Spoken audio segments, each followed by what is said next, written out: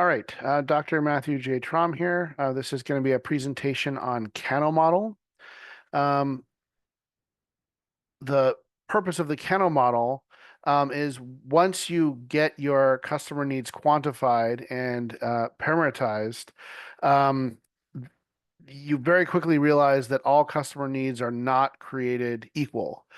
Some are more important than others. And so what the Kano model does is essentially allow you to categorize the importance or relative importance of those needs into three kind of broad categories. So the first one is called basic needs, and then there's performance needs, and then there's attractive needs.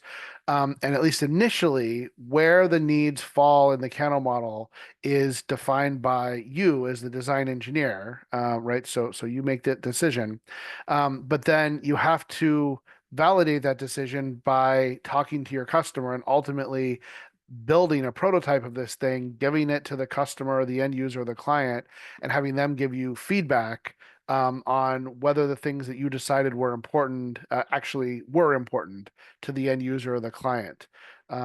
So that's the concept of failing fast. So let's talk about what is a basic need, what is a performance need, and what is an attractive need.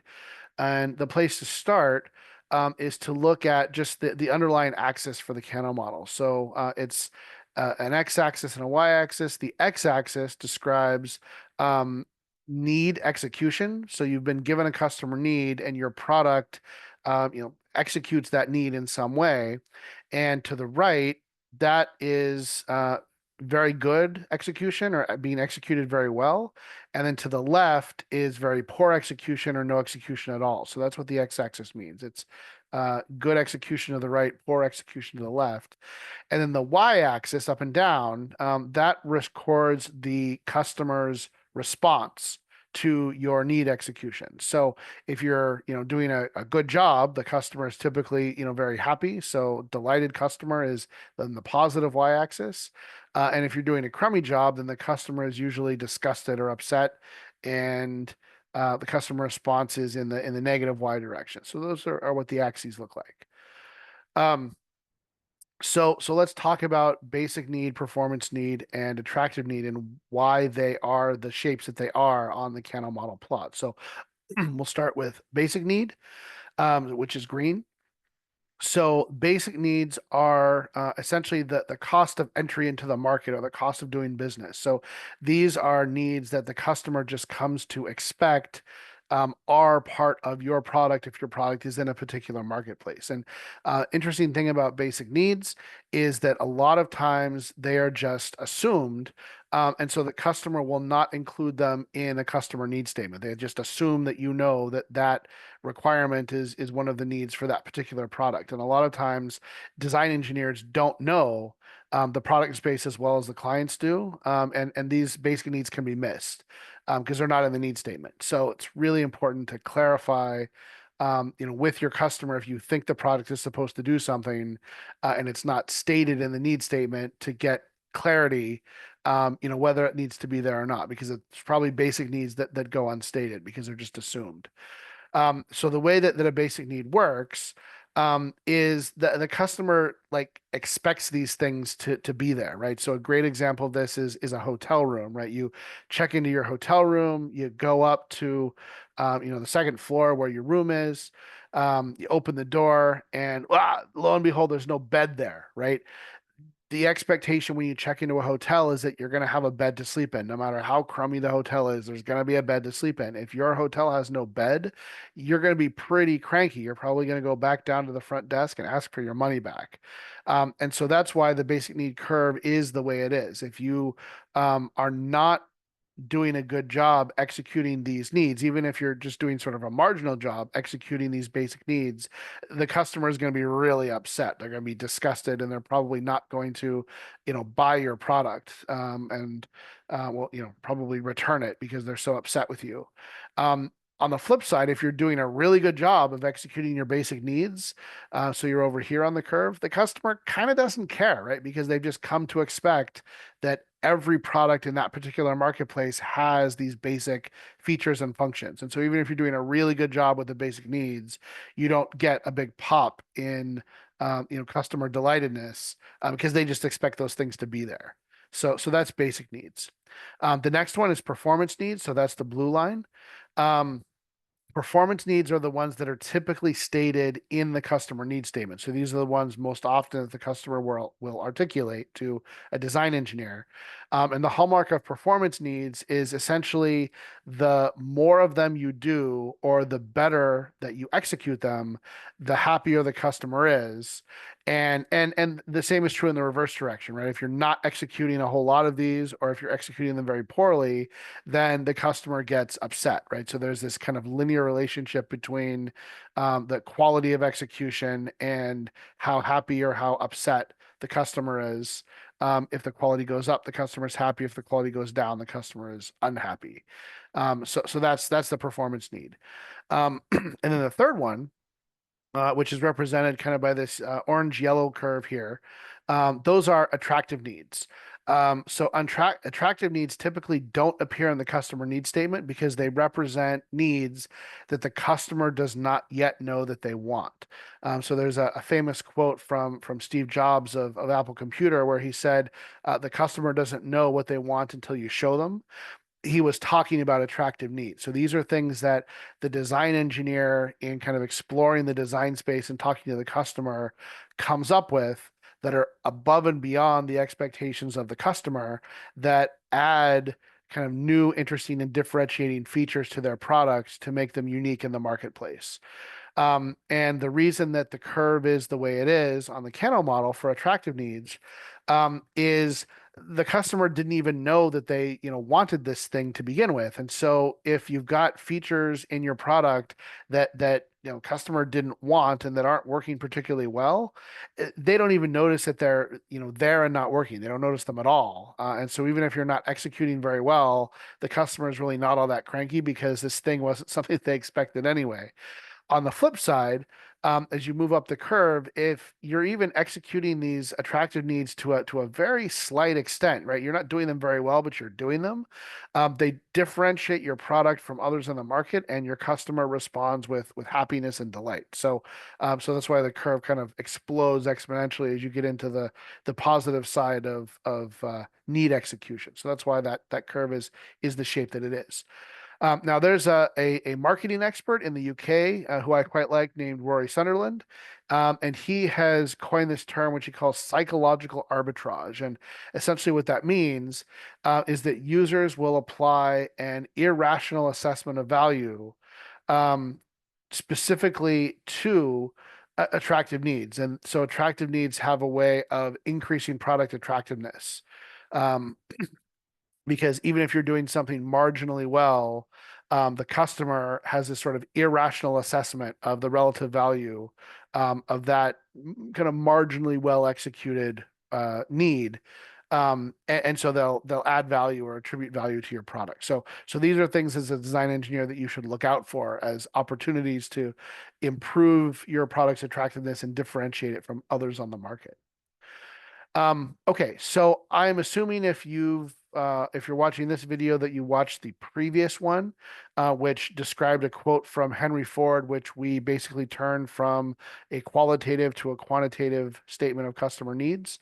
And so these are just pulled from that example of the Henry Ford horse to car model. But what you'll be asked to do in the context of this class is to figure out where customer needs fit on the Kano model. And the reason that this is important, this is not a terminal subject, because later on, you'll be asked to evaluate the risk of all of your various functions, and the functions, of course, map back to the needs.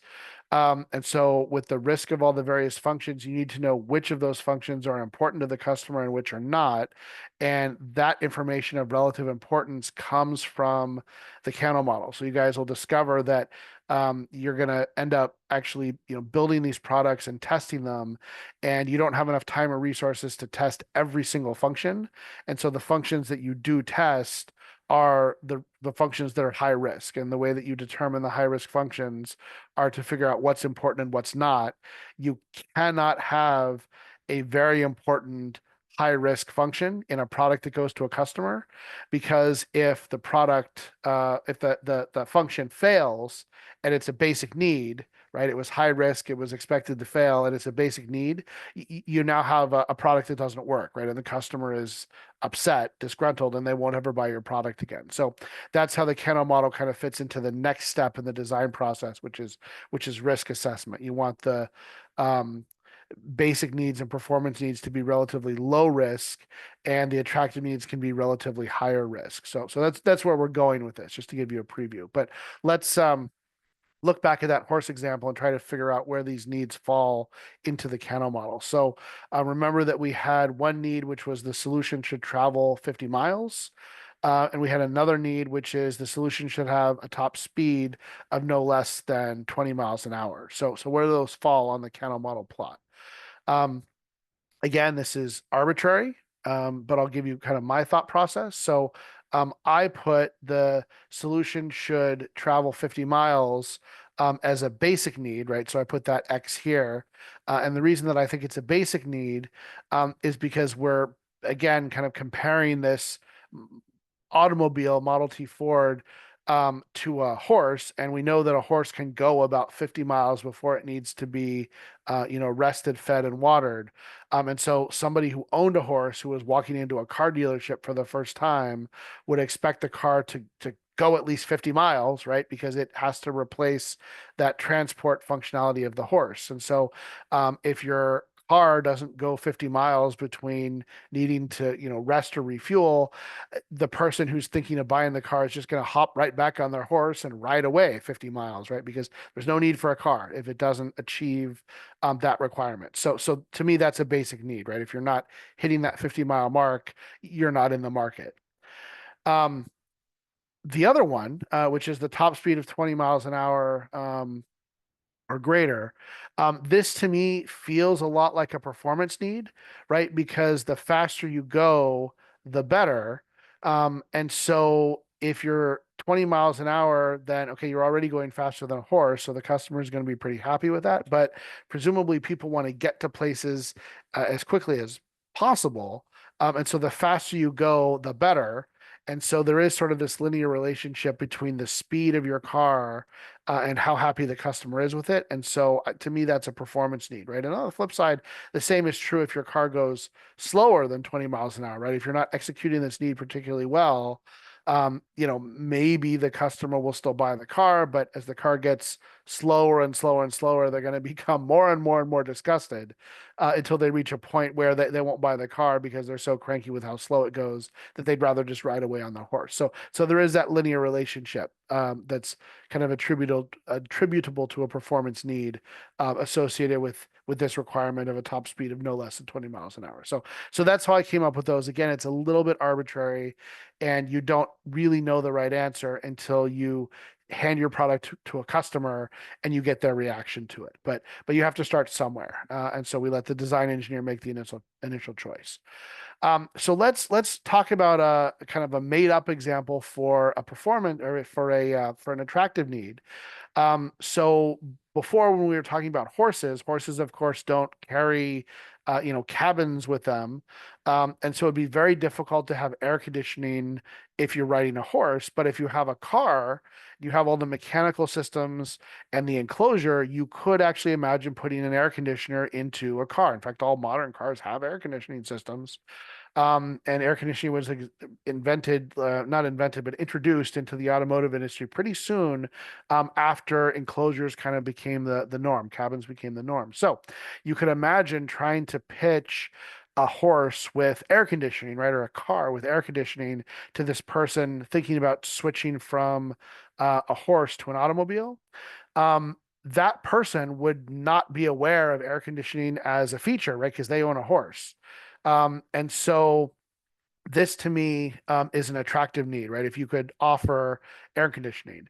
And the thing about this is if you're used to just sort of sitting out in the elements on your horse, even if you can offer just, maybe a few degrees temperature drop and maybe just a slight reduction in humidity, the customer is still going to be pretty excited about that because they might be uncomfortable, but they're at least less uncomfortable than they were just sitting out in the elements if they're sitting in this air conditioned space. And if the air conditioner doesn't work at all, they're probably not even aware that it's there because they didn't know that horses or cars had air conditioners because they've never experienced it before. So this idea of an air conditioner that you're offering in this transportation solution kind of follows this pattern associated with an attractive need, right? If you're not executing it well, nobody really knew it was there, nobody cares. And if you're executing it even marginally well, then your customer gets really excited about it because it's a new feature that improves their comfort even marginally, and so they become delighted, right? So it does follow that attractive need curve. Um, an interesting thing that I want to mention about the Kano model is that over time, there's migration from attractive needs to performance needs to basic needs. And a couple of reasons for that include an improvement in technology. As technology marches forward and improves over time, what used to be needs that were really hard to achieve, attractive needs, become easier to achieve, performance and basic needs. So that's one reason why there's this kind of migration towards basic needs. And then also the thirst for grandeur and market differentiation, right? You initially want to, create a attractive need that differentiates your product from the market, but pretty soon everybody starts copying you. And then once everybody has something, it's expected and it goes from being an attractive need to basically being a basic need. So a great example of this, and at least I think, is this is a picture of a hotel shuttle that I spotted at the Jacksonville airport, just in the pickup receiving circle. And I have a little caption here that says, "This is a hotel shuttle, not a bakery van," right? Because if you look at it, what are they advertising? This is a hotel chain, right? DoubleTree by Hilton, and they're advertising cookies, right? The cookie is much more noticeable and prevalent on the side of this van than the DoubleTree Hotel is. Why is that? Because DoubleTree has basically differentiated itself from other players in the hotel market by being the hotel that gives you a nice warm cookie when you check in, right? This is very clearly an attractive need, a differentiator that delights the customer because cookies are not typically things that hotels do. And because you go to DoubleTree and you get a cookie, you're probably more inclined to stay at a DoubleTree later in your next visit, because you had this delightful experience of being handed a cookie when you checked in. So right now, this is an attractive need, but I think we're watching in real time as this attractive need is drifting towards becoming a performance need, and eventually it'll become a basic need for all hotel chains. Because if you've noticed, if you go in and check in at hotels that are competitors to DoubleTree, some of them have actually started offering these similar sorts of kind of foods and freebies and giveaways at check-in. So there are hotel chains now that will offer cookies, that will offer brownies, bags of snacks, bottles of water, hot coffee, hot tea. So like all of that is basically given to you when you check in.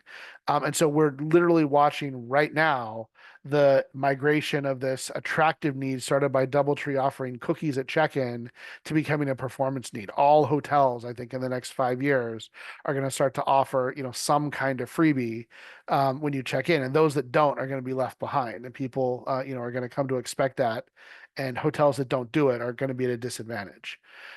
So that's just one example of this kind of migration from attractive to performance to basic needs. Another example that's already happened in our lifetimes is Wi-Fi at Taco Bell, right? So now, anytime you go to a fast food restaurant, including Taco Bell, there's an expectation that everybody has Wi-Fi, right? So you can go on the internet and you can work and you can check your messages and stuff while you're sitting eating your Taco Bell burrito. It wasn't always that way. Wi-Fi started at really, really high-end coffee houses, right? So there was this attractive need of you would go to a really high-end coffee house, you'd buy a $10 cup of coffee, and you'd be able to access this bespoke coffee house's Wi-Fi. And then Starbucks picked it up, and then higher-end restaurants picked it up, and then McDonald's picked it up, and then Taco Bell picked it up. And now this idea that anytime you go to a restaurant, there is a Wi-Fi that you can access freely has basically become a basic need. It used to be an attractive need, and now it's a basic need because of this kind of migration of needs from attractive to performance to basic over time. So just a couple of examples to illustrate that point. Um, so if we were, having a live lecture, this is the point in the lecture that I would ask for some audience participation, and remind you guys that we had that other requirement from the Henry Ford horse to car model, of a final cost not exceeding $40,000, if you remember that from the previous lecture. So where would you put this quantitative need, final cost should not exceed $40,000, on the Kano model chart? And again, this is arbitrary. There's no right answer until you actually send your product out to the market to be tested. But you could imagine kind of two different possibilities. So one is you might look at this requirement as a performance need, where the cheaper you go with your sticker price, the better, right? The happier the customer is going to be, the less they have to pay for the same product.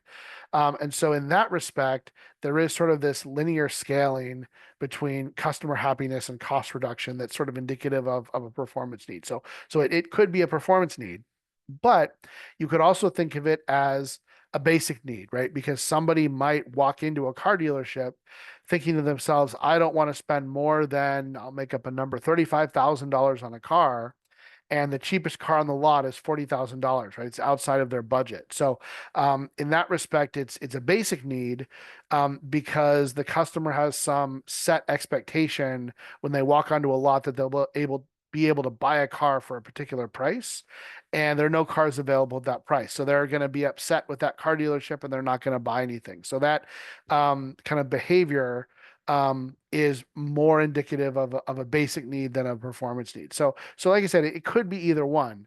Um, where I eventually said it myself, it was need number three, was as a performance need, but that's a little bit arbitrary, as I described in the previous slide. So this is the last slide in this deck. And what it's meant to show you is the exercise that you're actually going to walk through as part of this class, which is to identify all of these needs, turn them into quantitative metrics, and then figure out where they live on the Kano model. So if we go through all the needs that we've talked about in this lecture and the one before, we have need A1, which is the solution must carry a person. So that to me is a basic need, right? If your transportation solution isn't carrying a human occupant, it's not a transportation solution. And so, no one will buy it. So that's very indicative of a basic need. Should travel 50 miles. I think that's a performance need. The farther you can travel, the better you go, or the happier your customer is. So that's a performance need. Top speed of no less than 20 miles an hour. We talked about that one, also as a performance need.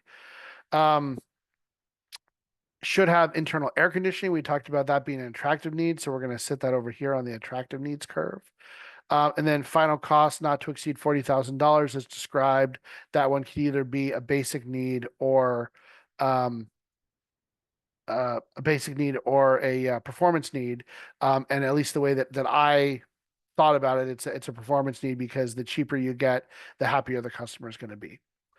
Okay. That brings us to the end of the Kano model presentation. Thank you for your time and attention.